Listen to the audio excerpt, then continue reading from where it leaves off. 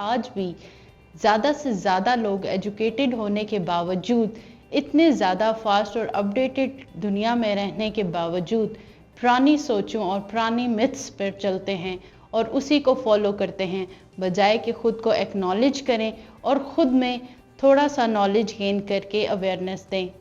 लेकिन फिर भी बहुत अफसोस की बात है कि बहुत सारी डिजीज़ेज़, बहुत सारे टॉपिक्स, बहुत सारे इश्यूज़ ऐसे हैं जो बग़ैर किसी वजह के, बग़ैर जाने और बग़ैर नेचुरल रियलिटी जाने उनको फैला दिया जाता है, जिसकी वजह से बहुत सारी फीमेल्स को बहुत ज़्यादा इश्यूज़ का सामना करना पड़ता है। आज का हमारा टॉपिक बहुत ही सेंसिटिव है, इसी एक ऐसे इशू के बारे में जो पुरानी सोचों से रिलेटेड आज भी लिंक करता है और जिसमें कोई भी अपग्रेडेशन नहीं हुई और लोग शायद जानना ही नहीं चाहते, चाहे वो जितने भी एजुकेटेड हों। So welcome to med nice, because your health matters. I am your health consultant doctor Raziya Akbar. So आज का हमारा टॉपिक बहुत ही सेंसिटिव है। तो क्या है हमारा टॉपिक? हम आज जानेंगे हाइमन के बारे में। So hymen, what is hymen? Hymen is a thin membrane which covering the vaginal opening. एक थिन मेम्ब्रेन होती है जो आपकी विजाइनल ओपनिंग को कवर करती है और हर फीमेल्स में it differ from female to female, क्योंकि हर फीमेल की बॉडी स्ट्रक्चर के लिहाज से इसका स्ट्रक्चर डिफरेंट होता है। आपको जैसा कि पिक्चर में शो हो रहा है, हाइमन जो है आपको प्रोटेक्शन देता है बहुत सारी चीज़ों से इन अर्ली चाइल्डहुड। जब आप मैच्योरिटी की तरफ या जब आपका मेंस्ट्रुअल साइकिल स्टार्ट हो जाता है, then this hymen doesn't provide you any protection और ये आपको कोई भी इन्फेक्शन बैरियर नहीं होता। हाइमन के बारे में बहुत ही रॉन्ग मिथ है कि हाइमन जो है बहुत ही इंटैक्ट मेम्ब्रेन होती है, यानी कि बिल्कुल बंद। तो ये बिल्कुल रॉन्ग मिथ है कि ये बिल्कुल बंद नहीं होती। कोई भी कवरिंग अगर बिल्कुल बंद हो तो आपका रेगुलर जो फीमेल में मेंस्ट्रुअल साइकिल का फ्लो होता है वो कभी हो ही ना। तो नेचुरली हाइमन के बीच में छोटी सी ओपनिंग होती है, जिसकी वजह से आपका मेंस्ट्रुअल फ्लो बहुत आसानी से बाहर की तरफ आता है। बहुत सारी ऐसे इश्यूज़ और डिजीज़ेस होती हैं जिनमें 17 इयर्स तक आपको पीरियड्स नहीं आते, तो हमें एक हाइमन इंटैक्ट मेम्ब्रेन जो कि पूरी के पूरी बंद होती है, तो एक सर्जिकल प्रोसीजर जिसे हम हाइमेनोप्लास्टी बोलते हैं, उससे गुजरना पड़ता है, जिसमें हमें सर्जिकली एक ओपनिंग बनानी पड़ती है ताकि आपके मेंस्ट्रुअल पीरियड्स बाकायदा और सही तरीके से फ़्लो आ सके। और हर फीमेल के लिहाज से ये हाइमन की शेप और इसकी ओपनिंग और इसकी थिकनेस वेरी करती है। कुछ फीमेल्स में ये मेम्ब्रेन बहुत ही थिन होती है, कुछ फीमेल्स में बहुत ज़्यादा थिक होती है और ये बहुत ज़्यादा स्ट्रेचेबल भी है।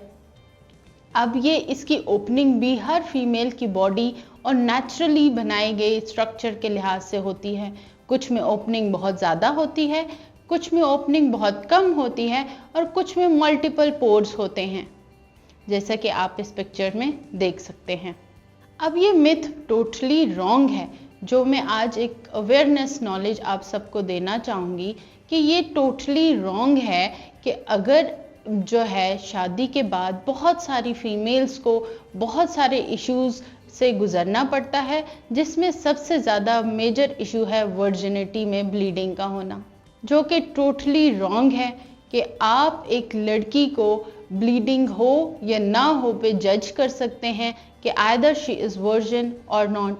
हालांकि मेडिकल साइंस में हाइमन का कोई भी लिंक्ड वर्जिनिटी के साथ नहीं होता और ये बिल्कुल लाजमी नहीं है कि हाइमन के ब्रेक डाउन होने से ब्लीडिंग मस्ट हो, बिल्कुल भी नहीं। आजकल डिवोर्स का रेट बहुत ज़्यादा हाई हो चुका है और जिसमें मोस्ट प्रोबेबली ये बात सामने आती है कि लड़की को ब्लीडिंग नहीं हुई और सॉरी टू से कहना पड़ता है कि वो वर्जिन नहीं थी, इस वजह से डिवोर्स हो गई। That is totally wrong. आप मुझे ये बताइए कि अवेयरनेस के नॉलेज पे क्या आपने कभी पुरानी बातों को छोड़कर, पुरानी बातों के मिथ्स को छोड़ करके हर लड़की को फर्स्ट सेक्सुअल इंटरकोर्स के टाइम ब्लीड करना चाहिए, क्या आपने कभी इसकी नेचुरल रियलिटी को जानने की कोशिश की है? नो। अगर आप जानते तो आप समझ सकते कि मेम्ब्रेन्स, जैसे मैंने बोला कि ये थिन मेम्ब्रेन होती है।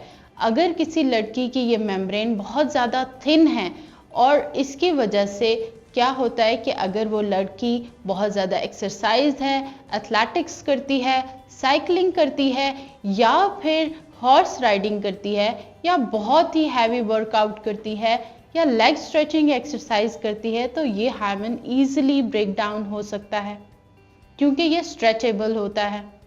और फर्स्ट सेक्सुअल इंटरकोर्स के दरमियान जिन लड़कियों की हार्मोन बहुत ज़्यादा थिन होती है उनमें ब्लीडिंग बिल्कुल भी नहीं होती, और जिन लड़कियों की हार्मोन बहुत ज़्यादा थिक हो, नेचुरली थिक हो और उनमें ओपनिंग बहुत कम हो, उनको पीरियड साइक्लिक पेन भी बहुत स्वेयर हो, तो तब फर्स्ट सेक्सुअल इंटरकोर्स के दरमियान उनको ब्लीडिंग हो सकती है।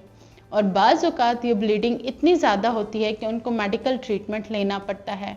तो it's totally on the natural body facts, जो बॉडी अल्लाह ताला ने बनाई है, एक नेचुरली चीज़ बनाई गई है, उसके ऊपर कोई भी आप साइन या कोई भी क्वेश्चंस नहीं कर सकते। एक नेचुरली बनाई गई मेम्ब्रेन पे this is not necessary biologically कि इसका कोई रोल नहीं है हार्मोन का टू ब्रेक द वर्जिनिटी और नॉट। ये एक स्ट्रेचेबल मेम्ब्रेन है जो ईजिली किसी भी प्रेशर की वजह से ब्रेक हो सकती है।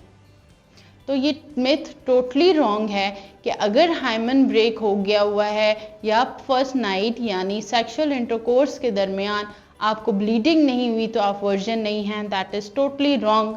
So please acknowledge your self और जानिए कि what is hormone and what does it help and कैसे ये ब्रेक हो सकती है, और हर फीमेल में ये डिफ़र करती है। आपसे मैं एक बात पूछूं जिसमें आप मुझे बताएं कि आप दो बहन भाई हैं और आप दोनों की शेप और फेस एक जैसा नहीं है, क्या आप कभी चाहेंगे कि हम दोनों का फेस एक ही जैसा हो? पॉसिबल नहीं है, क्योंकि अल्लाह पाक ने आपका एक स्ट्रक्चर मुकर्रर कर दिया है और बना दिया है। तो same it is for the female body कि हर फीमेल बॉडी को अल्लाह ताला ने डिफरेंटली डिज़ाइन किया है और उस नेचुरल स्ट्रक्चर को हम चेंज नहीं कर सकते। और बहुत ही अफसोस के साथ मुझे ये कहना पड़ता है कि आजकल हाइमिनोप्लास्टी यानी हार्मोन को दोबारा इंटैक्ट करके उसको रिपेयर करने का प्रोसीजर किया जाता है ताकि डिवोर्स की रेशो और लड़की के करैक्टर के ऊपर कोई सवाल ना उठाया जाए। तो इतने पेनफुल प्रोसीजर के दोबारा आप सर्जिकली एक लेयर डलवाएं ताकि दोबारा उस वर्जिनिटी को ब्रेक किया जाए और आपको ये ब्लीडिंग का जो मिथ है वो हो और आपकी शादी जो है वो बहुत आसानी से गुजर जाए और कोई इशू ना हो। तो इतने पेनफुल प्रोसीजर से गुजरना ही क्यों है? अगर आप इस बात को समझ लें और एक्नॉलेज कर लें कि that is a natural thing, कि इसको हम चेंज नहीं कर सकते। आप मुझे बताइए, मेल्स में भी वर्जिनिटी होती है, क्या आपने कभी मेल से पूछा है कि इज ही वर्जिन और नॉट? नो। तो यही बात है, क्योंकि ये कॉन्सेप्ट ही फीमेल्स के लिए बनाया गया है, एक पुरानी मिथ है, पुरानी सोचें हैं, बड़े बड़ों की कही गई बातें हैं। तो बजाय इसके कि आप उसी चीज़ को, एक रॉन्ग मिथ को फॉलो करते जाएं, आप अपने आप को एक्नॉलेज करें, नेचुरल रियलिटी जानें कि व्हाट इज़ एक्चुअली हार्मोन और how does it break naturally, और इसका वर्जिनिटी के साथ कोई भी लिंक नहीं है। Hormone and bleeding does not affect the virginity and it does not prove the female character of virginity और नॉट। दूसरी मिथ मेरे पास बहुत ज़्यादा आती है कि पीरियड्स के डेज में लड़कियां आजकल टैम्पॉन का यूज़ करती हैं, जो कि एक प्लास्टिक कप की तरह होता है, कि उससे वर्जिनिटी भी ब्रेक हो सकती है। सो नो वे, आप इजीली टैम्पॉन का यूज़ कर सकती हैं, वो आपकी वर्जिनिटी और आपकी हार्मोन को बिल्कुल भी ब्रेक नहीं करता है। So you can use it safely on your activity days. I hope hormone के बारे में आपको डिटेल से मैंने एक्नॉलेज कर दिया है, आपको इसके बारे में अवेयरनेस हो गई होगी। मैं हर उस मर्द से, हर उस लड़के से, हर उस आदमी से रिक्वेस्ट करूंगी कि प्लीज़ इसके बारे में जानिए, अपने आप को अपडेट कीजिए। आपके पास इंटरनेट की सहूलत है, आपके पास हर चीज़ है, आप मज़ीद इसके बारे में जानकर आगे आने वाली हर फीमेल को और हर दौर को आप इन लड़कियों को इन मसाइल से गुज़रने से रोक सकते हैं। So please acknowledge your self, और ये अवेयरनेस मैसेज जितने मर्जी अपने फ्रेंड्स में आप शेयर करें वो आप कर सकते हैं। Thank you so much. Stay blessed and stay safe. Allah हाफ़िज़।